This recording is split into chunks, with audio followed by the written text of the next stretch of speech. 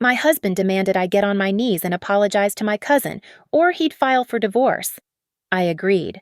But before kneeling, I discovered a $55,000 deal hidden in an escrow account under both their names, a secret transaction for my grandmother's duplex that required my forged signature.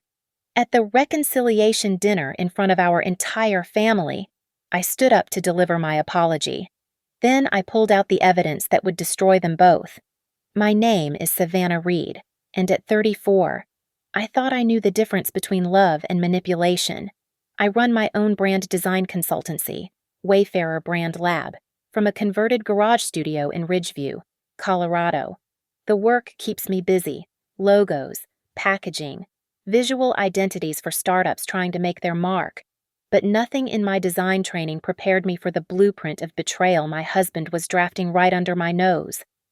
Logan stood in our kitchen that Thursday evening, his shoulders squared against the subway tile backsplash I'd installed myself last spring, 6 feet 2 inches of righteous indignation, arms crossed over his Stratus Freight polo shirt, the company logo stretched across his chest as he breathed deeply, preparing his speech.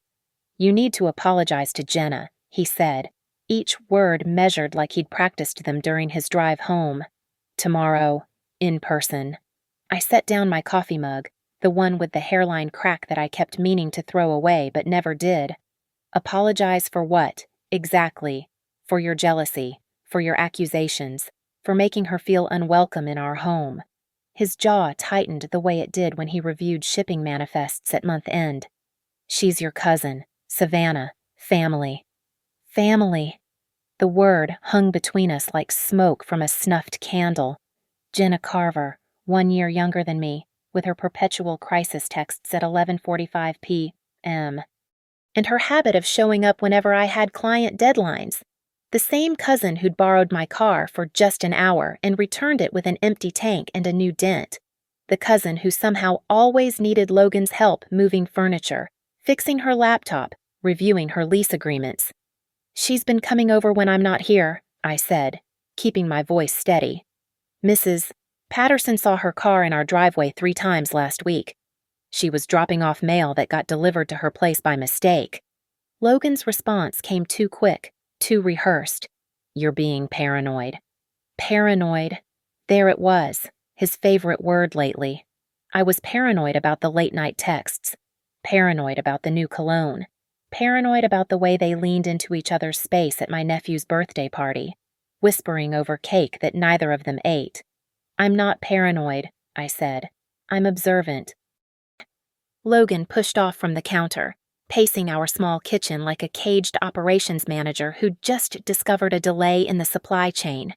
"This is exactly what I'm talking about. This toxic behavior. It's destroying us. Savannah, it's destroying your relationship with your family." "My relationship with Jenna has nothing to do with— It has everything to do with us." His voice cracked, and for a moment, I saw something raw flash across his face. Fear guilt. It disappeared before I could name it. "I can't do this anymore. I can't live with someone who sees betrayal in every kindness, who turns family bonds into something suspicious and ugly." He pulled his phone from his pocket, fingers flying across the screen. "I'm done with the arguments. Done with the cold shoulders. Done with you treating Jenna like she's some kind of threat when all she's ever done is try to be close to us. To you." "Logan." "No." He turned the phone toward me.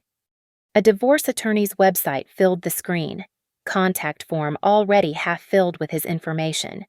"You apologize to her. Genuinely apologize. Admit your jealousy. Thank her for her patience. Or I file Monday morning, 9 a.m. sharp." The ultimatum landed like a slap. 7 years of marriage reduced to a deadline. I studied his face, searching for the man who'd once driven through a snowstorm to bring me soup when I had the flu, who'd held my hand through my grandmother's funeral, who'd promised we'd weather anything together.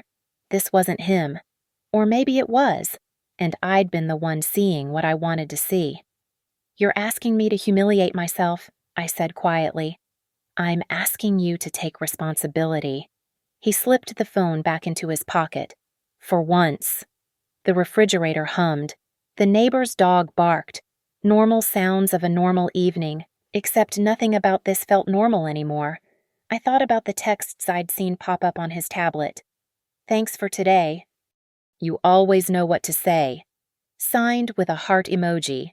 From Jenna. Fine, I said, the word tasting like copper in my mouth.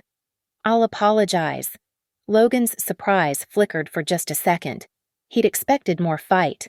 Then relief washed over his features. Really? Really? I picked up my mug again, noting how my hands stayed steady despite the earthquake in my chest. I'll apologize to Jenna, publicly, if you want. Make it clear that I was wrong. He stepped forward, reaching for me, but I moved toward the sink, turning my back to rinse the mug that didn't need rinsing. Thank you, he said to my spine. This will fix everything. You'll see. I watched the water swirl down the drain, already knowing that before I got on my knees for anyone, I'd find out exactly what I was supposed to be apologizing for. The truth always left a paper trail, and in my line of work, I'd gotten very good at following the breadcrumbs. Logan and I met at a hardware store 8 years ago, both reaching for the last gallon of Swiss coffee paint. He'd laughed, offered to split it, then helped me carry lumber to my truck when he learned I was renovating my first studio space. Our wedding happened 11 months later, small, outdoors at Garden of the Gods, with exactly 32 guests and wildflowers I'd picked myself that morning. The early years unfolded like a well-designed blueprint. Morning coffee on our back deck. His promotion to operations manager. My business taking off with 3 major clients in the first year.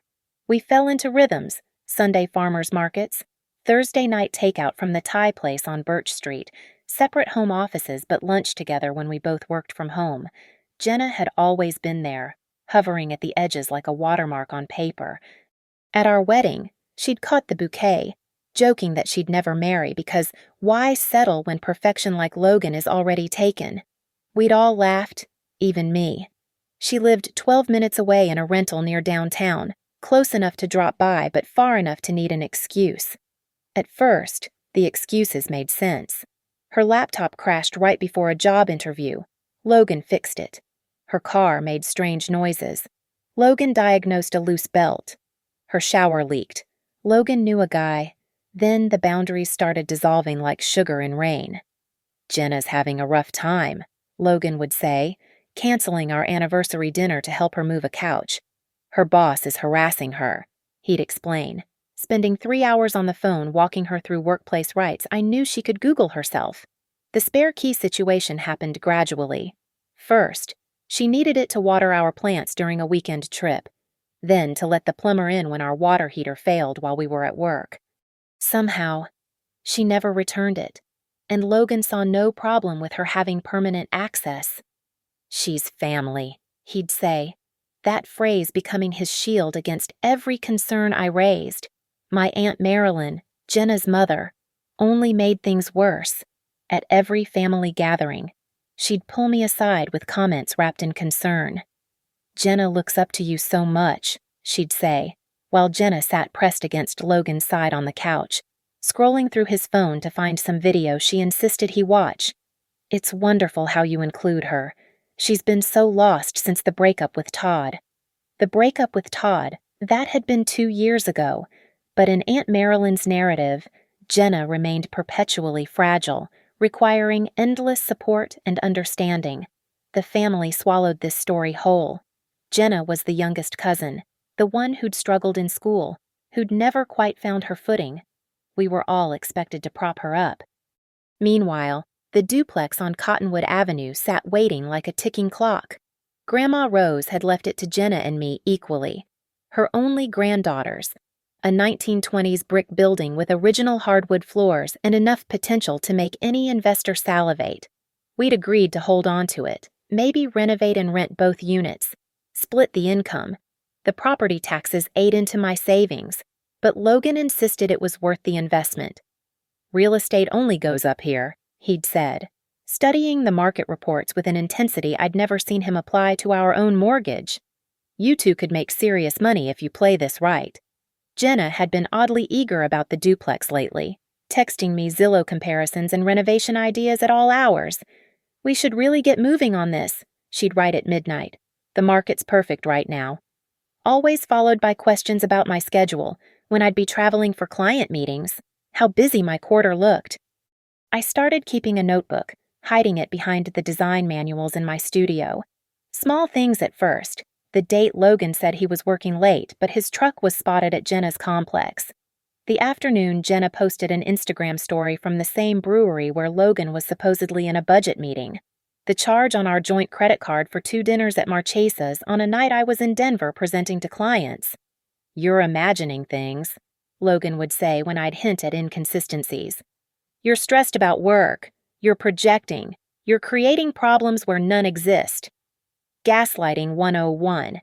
Make the person doubt their own perception until they stop trusting their eyes. Last week, I'd found a receipt in his jacket pocket. Cottonwood Title and Trust. A consultation fee for document review. When I'd asked about it, he'd said it was for updating our insurance policies. But we didn't use Cottonwood Title and Trust. We used First National, had for years. The same night, Jenna had called about planning something special for Aunt Marilyn's birthday. Could we meet Thursday at 2 p.m. to discuss when I suggested evening instead? She'd insisted Thursday afternoon was the only time that worked. Logan's calendar showed lunch errands for Thursday, noon to 2 p.m. It had shown the same block for the past 6 Thursdays. Now, standing in my studio at 10:30 p.m., organizing client files I didn't need to organize, I understood that Thursday meetings weren't about Aunt Marilyn's birthday. The duplex wasn't waiting for renovation plans. And Logan's ultimatum about apologizing to Jenna wasn't about healing family relationships. Something was already in motion, and I was meant to be on my knees when it happened, too humiliated and broken to notice the ground shifting beneath me. But I'd learned something from years of building brands. The truth always shows up in the details. You just have to know where to look. My laptop died Saturday morning, the screen flickering to black right in the middle of a client presentation I was finalizing. The Brennan Industries rebrand was due Monday, and panic shot through me like electricity. Logan had already left for his weekend shift, so I grabbed his iPad from the nightstand, knowing he kept it synced with our shared cloud storage. The files uploaded without issue, but as I waited for them to transfer, his email notification popped up. Escrow update, Stonecrest Holdings. I shouldn't have clicked it, but Stonecrest Holdings meant nothing to me, and Logan handled our finances with the same territorial intensity he managed freight routes. If this was about our accounts, I had a right to know. The email opened to reveal a PDF statement. Earnest deposit received $55,000. Property address 2847 Cottonwood Avenue. Buyers Stonecrest Holdings, LLC. Sellers Logan Hale and Jenna Carver, as representatives of the estate. My grandmother's duplex. Our inheritance. Being sold. My hands shook as I screenshot the document, then opened his email search. Stonecrest pulled up 17 messages dating back 3 months. Cottonwood brought up 43. I photographed everything with my phone, the camera clicking like a heartbeat as I documented their deception. The iTunes backup folder held more treasures. Logan, meticulous as always, had his photos synced. In a hidden album labeled Insurance Docs were photographs of documents, draft contracts, signed agreements, and there, like a punch to the throat, a quitclaim deed with my signature. Except I'd never signed it. The S in Savannah curved wrong, the final flourish too elaborate. Someone had practiced my name until they got close enough to fool a casual glance. I found the Thursday pattern in his calendar, each lunch errand block corresponding with small transactions at Cottonwood Title and Trust in his credit card history. Never large amounts, $50 here, $75 there, consultation fees that wouldn't trigger questions from a suspicious wife reviewing joint accounts. Our shared card told more stories. A charge at Bellflower Boutique for $300. The same day, Jenna had posted a photo in a new dress captioned, "Sometimes you just deserve nice things." A dinner at Ridgeview Chop House during my Denver overnight. The receipt showing 2 meals, bottle of wine, Dessert? The kind of dinner we never had anymore because Logan said we needed to tighten our belts. I went deeper, finding Venmo transactions between them with vague labels. Gas money, groceries. Thanks, always just under the reporting threshold, always timed when I was buried in projects. The metadata showed locations too, payments sent from our house when I was at my studio, from her apartment when Logan was supposedly at work. In his downloads folder, I found the smoking gun, a PDF from Stonecrest Holdings dated 2 weeks ago. Offer to purchase real estate, $450,000 pending clear title. Closing contingent upon resolution of co-ownership claims. Suggested resolution quitclaim deed from S. Read or equivalent documentation of sole ownership transfer to sellers. $450,000 for a property assessed at $300,000. The market was hot, but not that hot, unless someone was paying premium for a quick, quiet sale. The $55,000 in escrow made sense now. Earnest money to hold the deal while they figured out how to erase me from the deed. I copied everything to 3 separate cloud accounts, emailed copies to an old Gmail account I'd forgotten to tell Logan about, and uploaded it all to a USB drive I kept hidden in a tampon box, the one place he'd never look. Back in the kitchen, I noticed the mail pile on the counter. Between bills and grocery store circulars, a manila envelope from Cottonwood Title and Trust addressed to Logan. Already opened, hastily resealed. Inside, appointment confirmation for the following Tuesday at 10 a.m. Final documentation review and notarization. All parties must be present with valid ID. All parties. That meant me, or at least someone pretending to be me. I photographed the letter, then carefully replaced it exactly as I'd found it. My phone buzzed. Logan, texting from work. Thinking about you. Hope you're reflecting on our conversation. This could be a fresh start for everyone. Fresh start. I wondered if that's what he called theft these days. I drove to my studio, needing distance to think. The notebook I'd been keeping seemed quaint now compared to the evidence on my phone. But I added the new discoveries, creating a timeline that showed the escalation. 3 months ago, first Stonecrest contact. 2 months ago, increased Thursday meetings. 6 weeks ago, the forged signature appears. 2 weeks ago, purchase offer contingent on my removal. Next Tuesday, final documentation.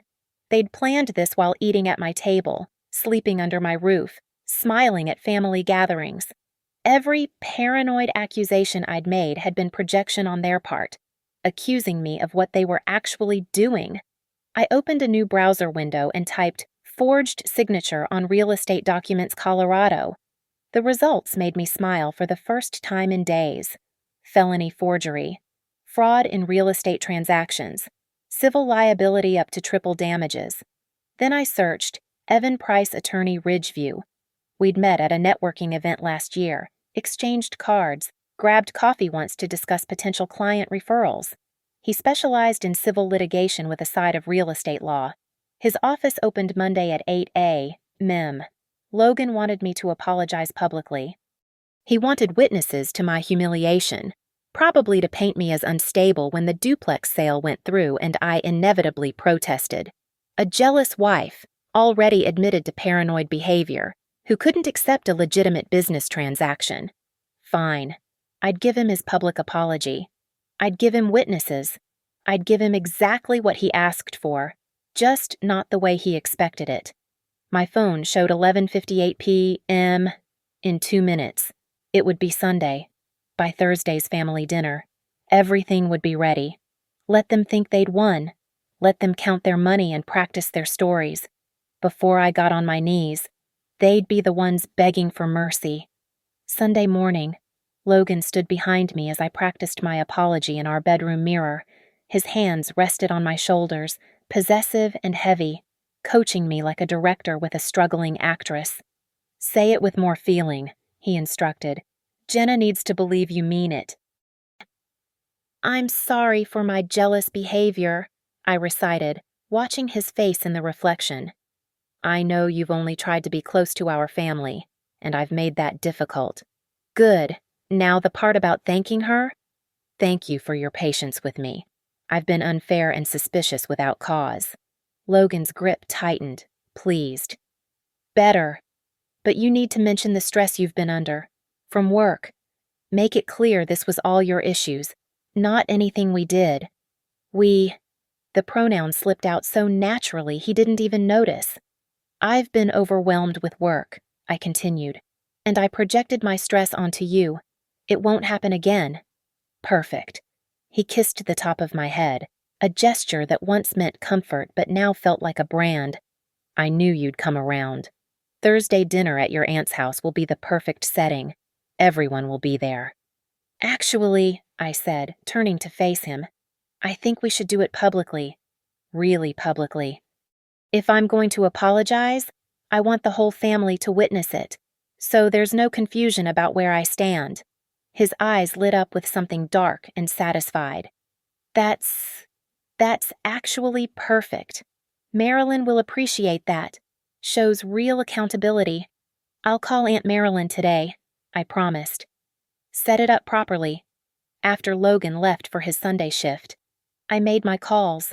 First to Aunt Marilyn, my voice carefully contrite.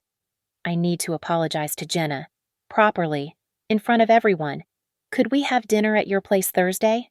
The whole family. She practically purred with satisfaction. Oh, Savannah, I'm so glad you're finally seeing reason. Of course, dear. 7 p.m. Next. Evan Price. He answered on the second ring despite it being Sunday. Savannah Reed from the Chamber of Commerce mixer. I need a consultation. Tomorrow, if possible. It's about forged signatures and real estate fraud. His tone shifted immediately. How about 8:30 Bring everything. I spent Sunday afternoon and evening building my case methodically. The presentation slides came together like a design pitch, but instead of brand guidelines, I was documenting betrayal. Screenshot of the escrow account. Calendar patterns mapped against credit card charges. The forged signature blown up, compared side by side with my actual signature from our mortgage documents. Monday morning, Evan's expression grew increasingly grim as I walked him through everything. His assistant took notes while he examined the documents on his laptop. This is textbook fraud, he said finally. The forgery alone is a felony. The conspiracy to deprive you of inherited property that's both criminal and civil liability. What about the Thursday meeting at Cottonwood Title? We'll need verification that they're planning to present you as present for the notarization. Can you contact them? I pulled up their number. Wow, what should I ask? You're concerned about identity verification requirements. You want to confirm what documentation is needed for all parties on the deed transfer.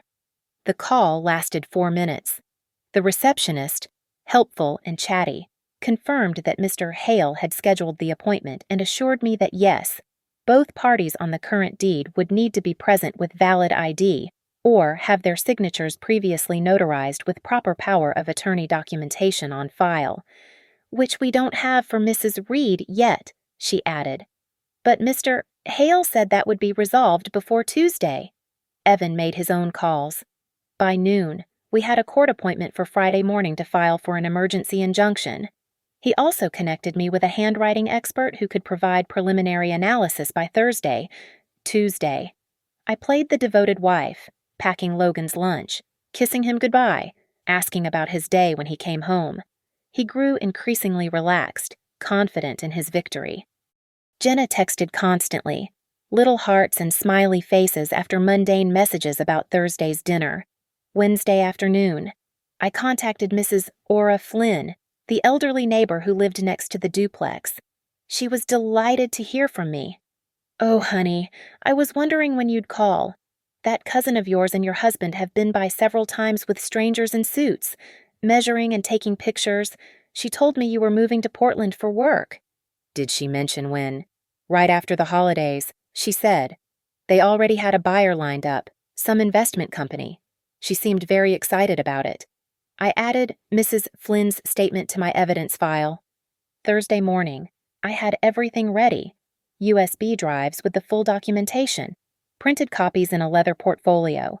The handwriting analyst's preliminary report stating significant inconsistencies strongly suggesting forgery, tucked between the escrow evidence and the calendar patterns. Logan came home at 5:30 to find me dressed in my best navy dress, the one I wore to client presentations, professional but not threatening, hair pulled back, minimal jewelry, the picture of contrition. "You look perfect," he said, and I wondered if he meant for the apology or for the notary appointment he thought I didn't know about. "I want to do this right," I replied, smoothing imaginary wrinkles from my skirt.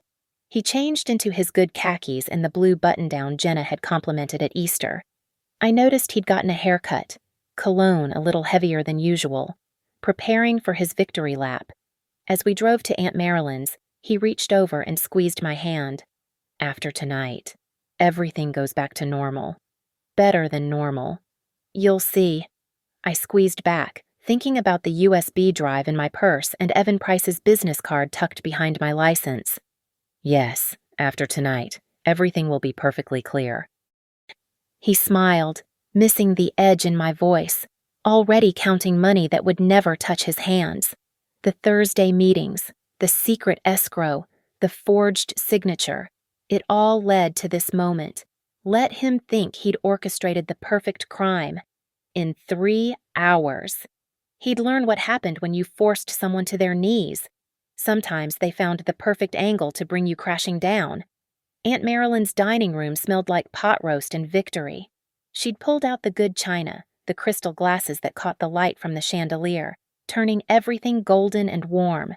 The whole family had gathered, Uncle Pete and Aunt Sarah, cousins Marcus and Della with their spouses. Even Great-Aunt Ruth had driven down from Fort Collins.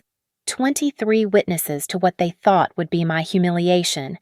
Jenna sat at the center of it all, radiant in a cream-colored dress I recognized from the Bellflower boutique charge.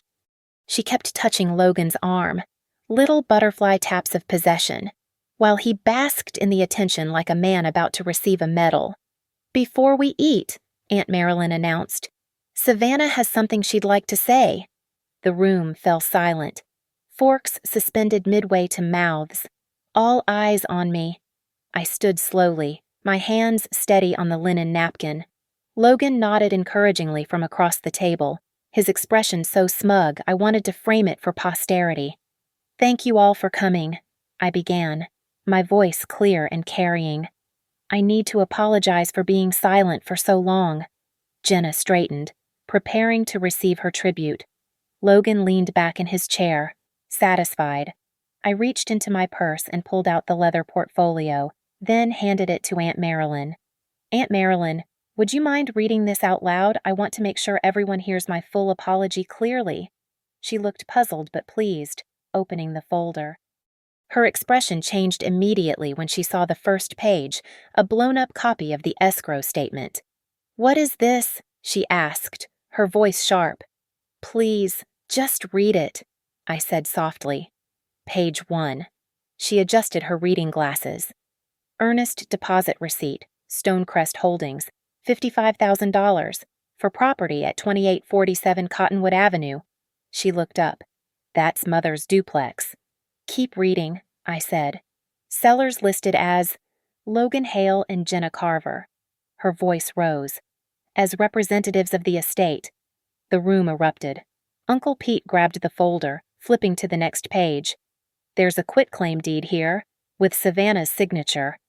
"Except I never signed it," I said, still standing, still calm. Page 3 is the preliminary forgery analysis. Jenna's face had drained of color. "This is ridiculous. Savannah's obviously—" "Page 4. I interrupted. "Shows screenshots from the Cottonwood Title and Trust Security System. You and Logan submitting documents. Together, every Thursday for 6 weeks. Logan stood abruptly. "This is insane. You're trying to— Page 5 is the purchase offer from Stonecrest Holdings, $450,000. With a special provision, an extra $55,000 listed as a consulting fee for J. Carver." Aunt Sarah gasped. "They were going to steal the duplex and split the profit," I confirmed. While I apologized for being paranoid, Jenna's hands shook as she reached for her wine glass, knocking it over. Red wine spread across the white tablecloth like blood. We never actually sold anything, Logan protested. It was just, we were exploring options. With my forged signature, I pulled out my phone. Should I play the recording from Cottonwood Title confirming that you told them I'd be present for the notarization Tuesday, when you knew I'd be humiliated and cooperative after tonight? Uncle Pete stood up, his face purple with rage. You tried to steal from your own wife, from family. It wasn't stealing. Jenna's voice cracked. Savannah never cared about the duplex.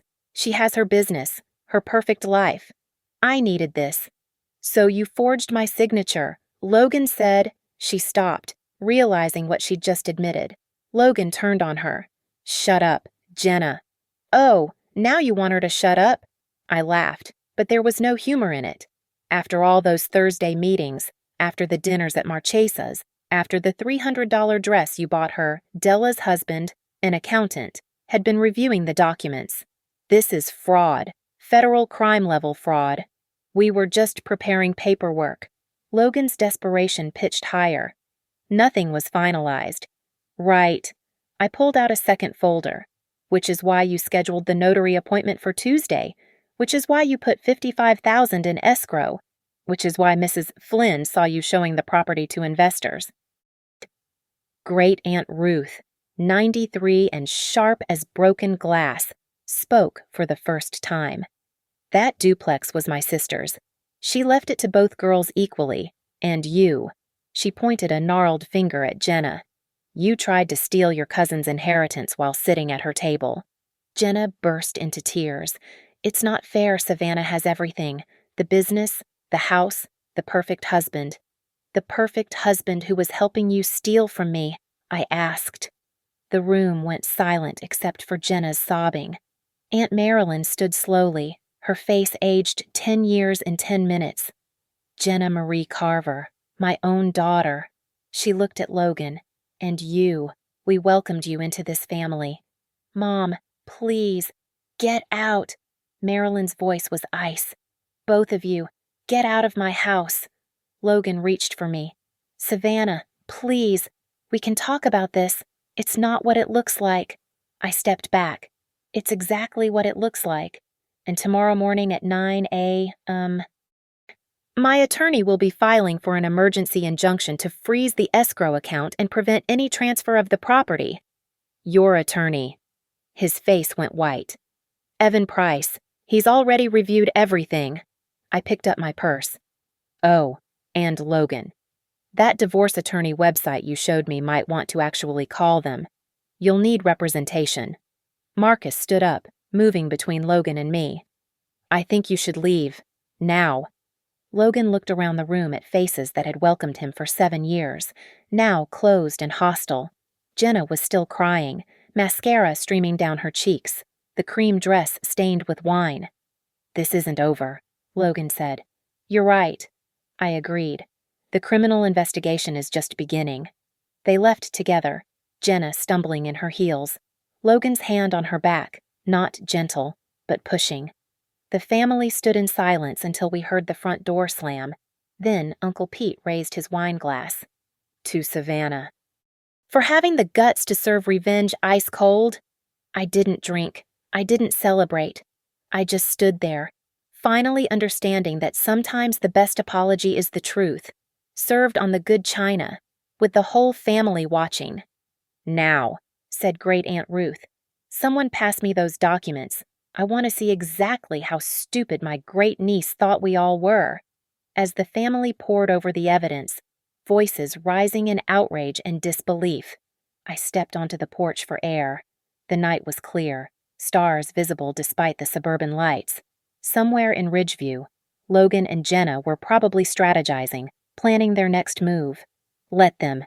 I had the truth, the evidence, and 23 witnesses who'd watched them confess. Tomorrow, the legal machinery would start turning. Tonight, I stood on solid ground, no longer on my knees. The doorbell rang at 8:15 p.m., just as Uncle Pete was explaining to Marcus how escrow fraud worked. Through the frosted glass, I saw a familiar silhouette, Evan Price, briefcase in hand, wearing jeans and a Colorado State hoodie instead of his usual suit. "Sorry to crash the family dinner," he said when I opened the door, though his slight smile suggested he wasn't sorry at all. "But given what you told me about tonight, I thought you might need legal presence sooner rather than later." Behind him stood a woman in her 50s, silver hair pulled back, wearing a notary's commission badge on her blazer. "This is Marla Cortez," Evan introduced. "She's both a notary public and a licensed private investigator. She specializes in document fraud." Aunt Marilyn appeared behind me. "Please, come in. Both of you. I think we need all the help we can get." The dining room had transformed into a war council. Documents spread across the table. Family members huddled in groups dissecting evidence. Evan surveyed the scene with professional satisfaction. "Has anyone made admissions?" he asked quietly. "Both of them," I replied. "In front of everyone."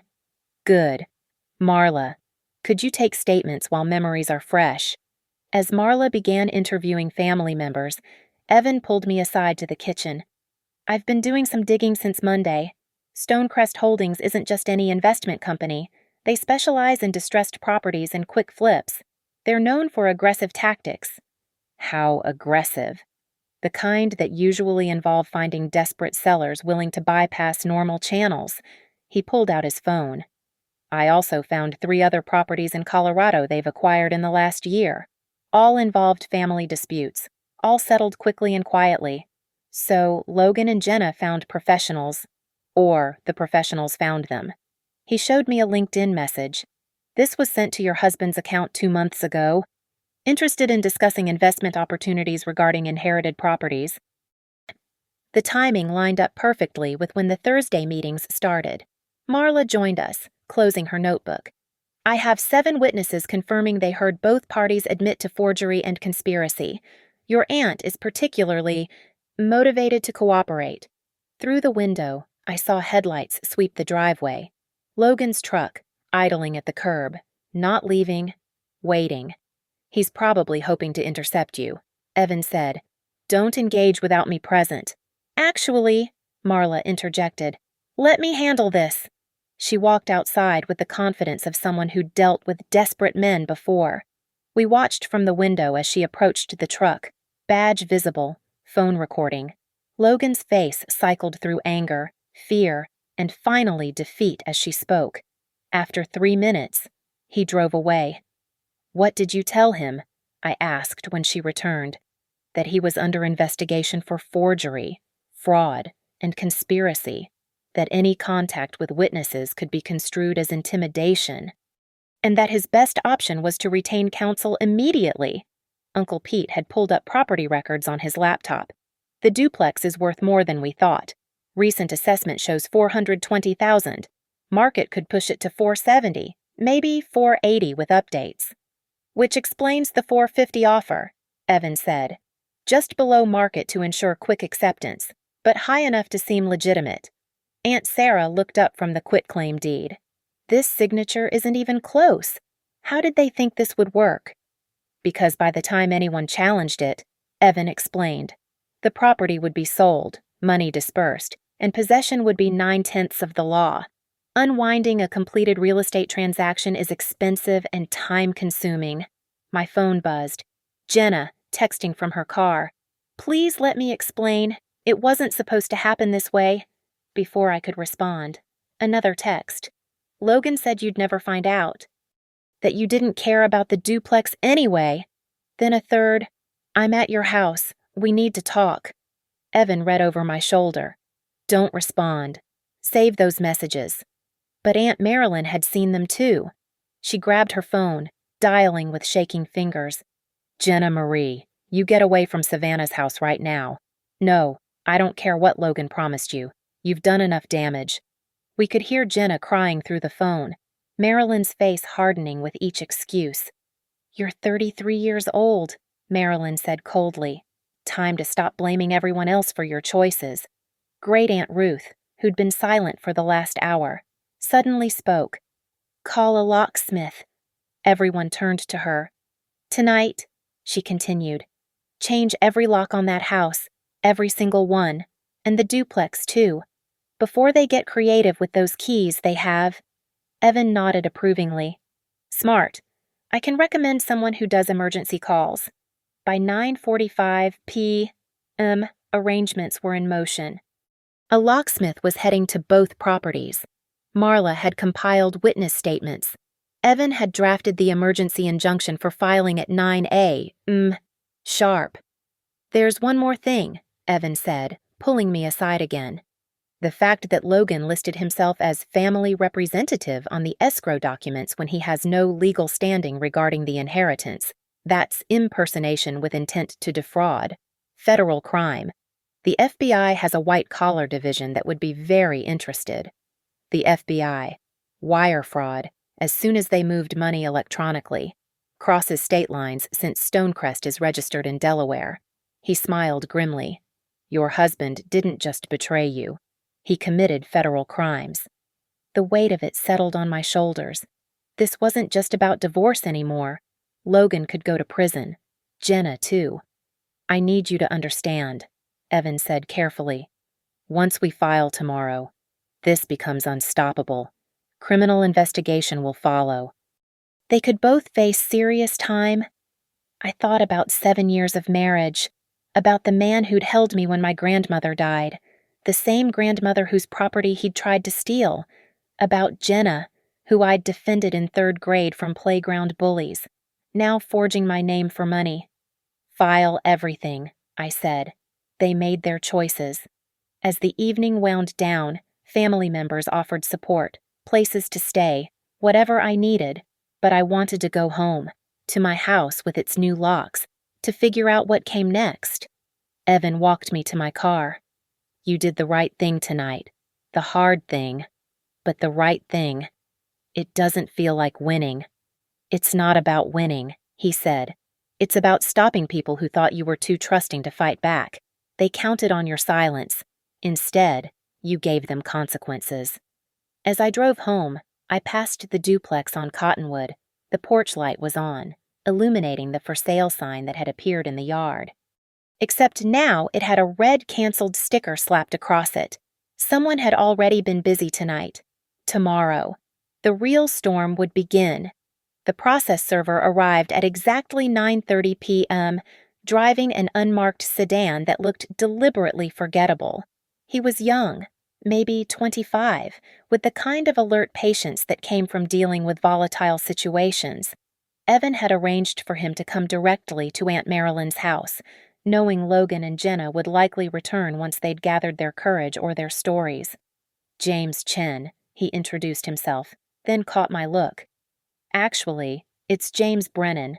The paperwork got mixed up at the office, but I promise that's the only error tonight. The doorbell rang at 9:47 p.m. Through the peephole, we saw Logan and Jenna standing on the porch, her still in the wine-stained dress, him having loosened his collar like a fighter between rounds. Let them in, Evan advised. Better to have witnesses. Aunt Marilyn opened the door, her expression arctic. You have 5 minutes. They entered the living room where the entire family had relocated, creating an impromptu tribunal. Logan's eyes found mine immediately. Savannah, this is insane. You're destroying everything over a misunderstanding. A misunderstanding. I held up the quitclaim deed. Is that what we're calling forgery now? I never forged anything. His voice cracked with desperation. Jenna said you'd agreed to it, that you just hadn't had time to sign. Don't you dare! Jenna spun on him. You said she wouldn't care. You said she never wanted the duplex anyway. Because that's what you told me. They turned on each other like cornered animals. 7 weeks of conspiracy crumbling into mutual blame. The family watched in horrified fascination as their partnership imploded. You brought me the Stonecrest contact, Jenna accused. You said you knew someone who could replicate signatures. That was for the insurance forms you said were no big deal. James Brennan stepped forward during their shouting match, smooth as silk. He handed Logan an envelope first. Logan Hale, you've been served. Logan's face went white as he took the packet. What is this? Notice of civil action and temporary restraining order regarding property at 2847 Cottonwood Avenue. Freezing of associated escrow accounts. and demand for documentation preservation. Before Jenna could retreat, James handed her an identical packet. "Jenna Carver, you've been served." She stared at the envelope like it might bite her. "I need a lawyer." "You need several lawyers," Evan corrected. "Civil and criminal." "Criminal." Logan's voice pitched higher. "For paperwork that wasn't even filed. For conspiracy to commit fraud, forgery, and theft by deception," Marla Cortez said, stepping into view with her investigator's badge visible. "The attempt is the crime, not the success." I stood up, needing to take control of my narrative. "You asked me to apologize tonight, to admit I was paranoid and jealous. So let me be clear, in front of our entire family."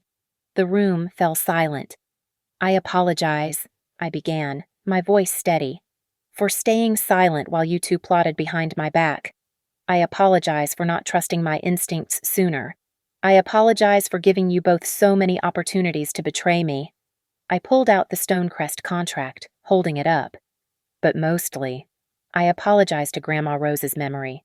She left that duplex to both Jenna and me because she believed we'd take care of each other. Instead, one of us tried to steal it." "Savannah," Logan started. "I'm not finished." I turned to face the family. Everyone here heard them admit to forgery. Everyone here saw the evidence.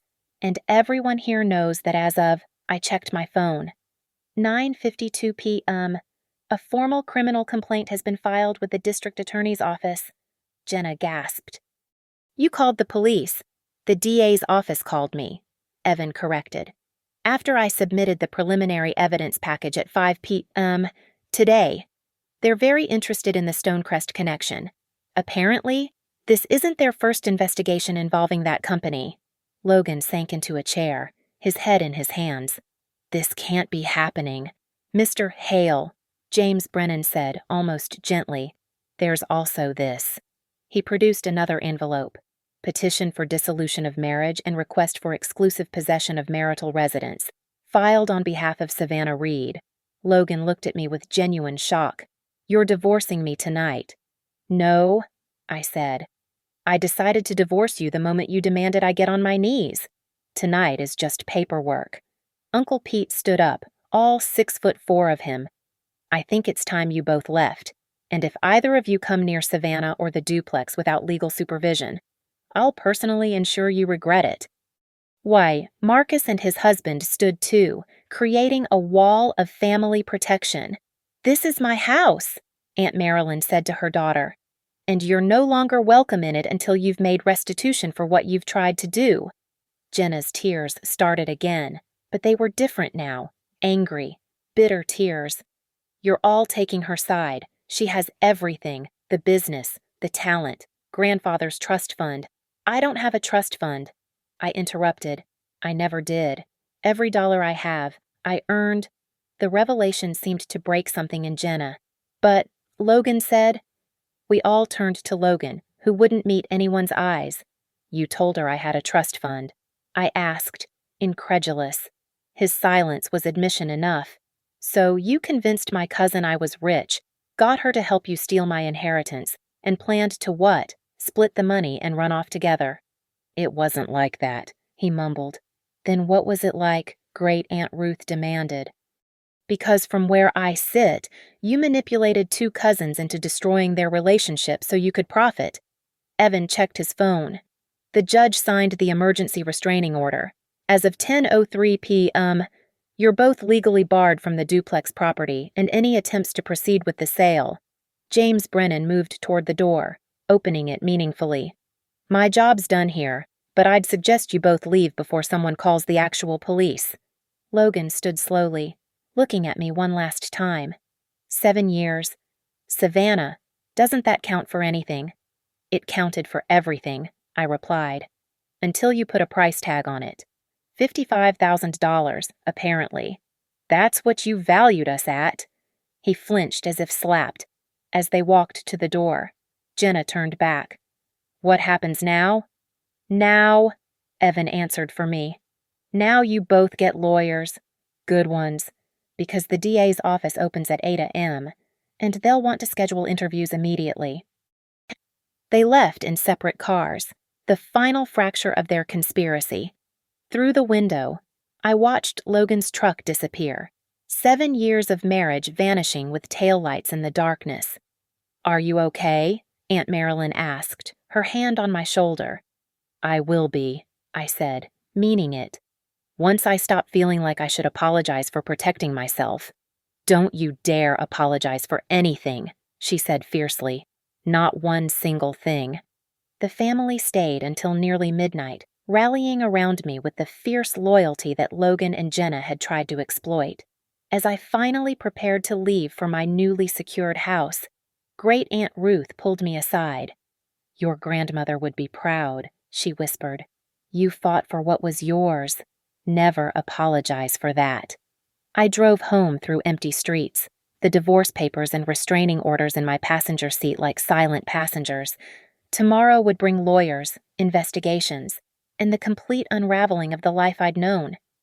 But tonight, I'd stood up instead of kneeling down, and that was its own kind of victory. Friday morning arrived crisp and clear, the kind of Colorado day that made everything seem possible. I stood in the courthouse hallway at 8:45, Evan beside me, watching the morning rush of lawyers and clients navigate their own disasters. Judge Patricia Hawkins presided over the emergency hearing with the efficiency of someone who'd seen every type of family betrayal. She reviewed the evidence in silence, occasionally glancing over her reading glasses at the empty defendant's table. "They didn't show," she asked. "No, Your Honor," Evan replied. "Both parties were properly served. We have confirmation of receipt." The judge's expression hardened. "I'm granting the temporary restraining order in full. The escrow account containing $55,000 is hereby frozen pending investigation. All proceedings regarding the property at 2847 Cottonwood Avenue are suspended indefinitely." She signed the order with decisive strokes. "Ms. Reed, you have the court's protection. Any attempt by either party to proceed with this sale or access the property will result in immediate arrest." As we left the courthouse, my phone buzzed with messages. The first was from Stonecrest Holdings' legal department, a formal notice that they were withdrawing their offer and initiating their own investigation into potential misrepresentation by sellers. The second was from Logan's attorney, not the divorce lawyer he'd threatened me with, but a criminal defense attorney requesting a meeting to discuss resolution. "Don't respond," Evan advised. "Let them sweat." By noon, the story had spread through Ridgeview's real estate community. 3 different agents called to express shock and offer support. Apparently, Jenna had been bragging for weeks about a major sale she was facilitating. Tuesday arrived with unexpected drama. The district attorney's office called at 9 a.m. sharp. "Ms. Reed, this is ADA Jennifer Torres. We've completed our preliminary investigation. Based on the evidence and witness statements, we're filing formal charges against both Logan Hale and Jenna Carver." "What charges exactly?" "Forgery in the first degree, conspiracy to commit fraud, attempted theft over $50,000, and false representation in a real estate transaction. These are all felonies." The weight of it hit me. Felonies. Prison time. Real consequences. "Additionally," she continued, "Stonecrest Holdings is cooperating fully. They've provided emails showing Mr. Hale initiated contact and specifically stated he had authority to sell the entire property. After the call, I drove to the duplex. The locksmith had done his work, new deadbolts gleaming in the morning sun. Inside, it smelled like my grandmother's house always had, lemon polish and old wood. This place she'd saved for, maintained, and left to her granddaughters with the hope we'd share it fairly. Mrs. Flynn appeared on the connecting porch. "Heard about the trouble, dear. That cousin of yours was here yesterday with a moving truck. I called the police when she tried to get in." "Thank you. Aura, your grandmother would have done the same. She didn't tolerate thieves." 2 weeks passed in a blur of legal meetings and paperwork. Logan moved in with his brother in Denver. Jenna disappeared to stay with friends in Wyoming. The family chose sides, though most stood firmly with me. Then came the plea deal offers. Logan's attorney reached out first. He'd plead guilty to lesser charges if I agreed not to pursue civil damages beyond the divorce settlement. No deal, I told Evan. He pays full restitution or faces trial. Jenna's offer came through Aunt Marilyn, who drove to my house one evening, looking older and exhausted. She wants to sign over her half of the duplex, Marilyn said quietly, in exchange for you dropping the criminal complaint. That's not how criminal charges work, I replied. The DA files those, not me. But you could tell them you don't want to proceed.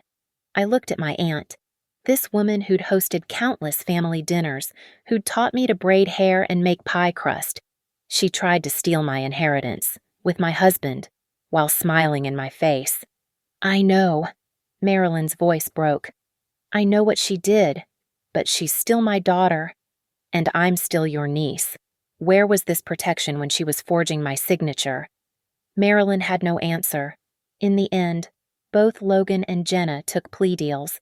Logan got 18 months probation, 300 hours of community service, and was ordered to pay $40,000 in restitution.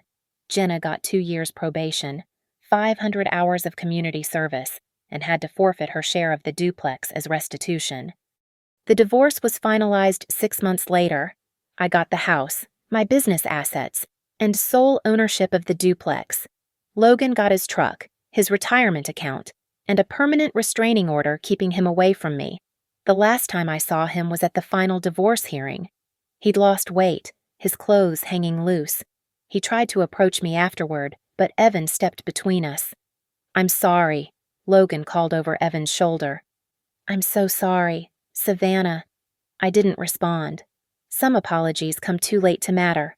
Now, a year later, I'm renovating the duplex, not to sell, but to rent. The income will fund my business expansion. I'm hiring 2 junior designers and moving to a proper office downtown. The garage studio where Logan once promised to support my dreams now holds only boxes for donation. Jenna sent one letter through Aunt Marilyn, a long, rambling thing about pressure and mistakes and Logan's manipulation. I read it once, then filed it with the legal papers. Some betrayals don't deserve forgiveness, just documentation.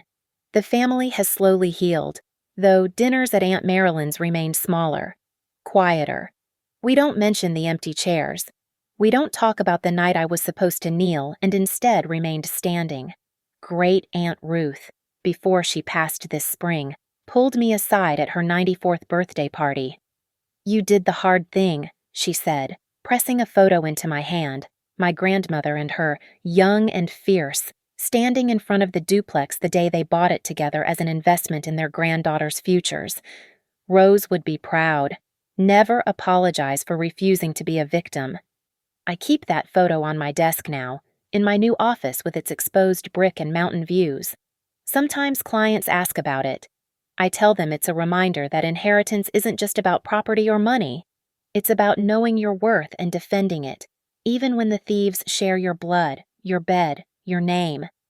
Especially then, the duplex on Cottonwood Avenue stands solid, restored, a testament to the truth that some foundations can't be stolen, only strengthened, and I never did get on my knees. Thank you so much for listening to my story. I'd love to know where you're listening from. Please comment below and let's connect. Don't forget to subscribe to the channel if you want to hear more stories like this. And please share your thoughts on what you would have done in my situation. Your comments and experiences mean everything to me.